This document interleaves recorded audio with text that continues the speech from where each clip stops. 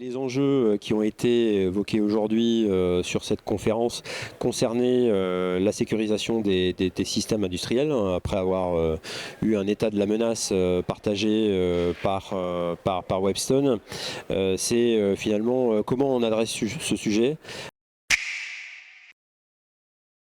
Le message que j'ai tenté de partager aujourd'hui, c'est qu'il fallait d'abord se concentrer sur le pilier people.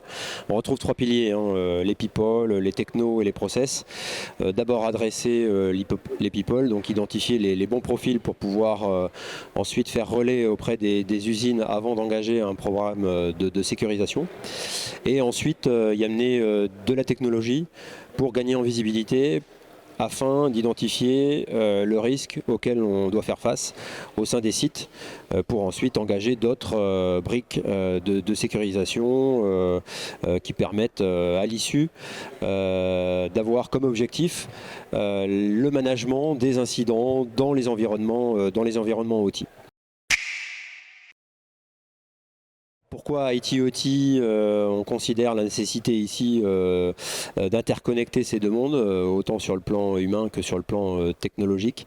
C'est que effectivement ces données qui gravitent autour du monde OT ont besoin de remonter dans les environnements IT pour générer du KPI, pour augmenter les indicateurs autour de la productivité, etc. Donc ce sont des opportunités business. Mais ça génère aussi du risque lié à ces intercos.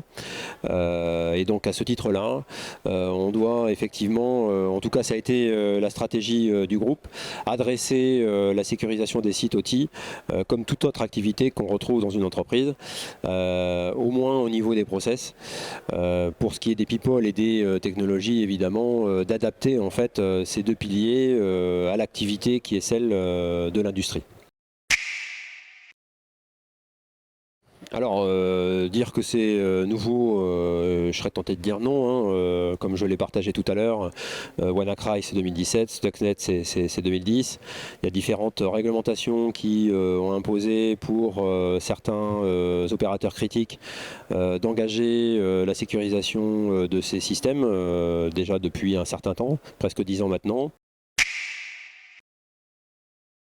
Avec l'arrivée de NIS 2, l'objectif ici c'est de passer à l'échelle, telle façon à ce que ça puisse renforcer en fait cette résilience collective au niveau européen.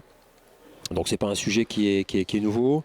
Je serais tenté de dire qu'aujourd'hui il est nécessaire en fait de manager au-delà des sites industriels les dépendances que l'on a avec ces sites à travers la sécurisation de la chaîne de valeur, ce qu'on appelle chez nous le secure by operation, à savoir lorsqu'un produit sort d'une ligne de production, comment on sécurise sur les phases qui suivent, staging, commissioning et donc la phase run, toutes les opérations qui vont environner ce produit, ce sous-ensemble, cette ligne de prod dans son cycle de vie.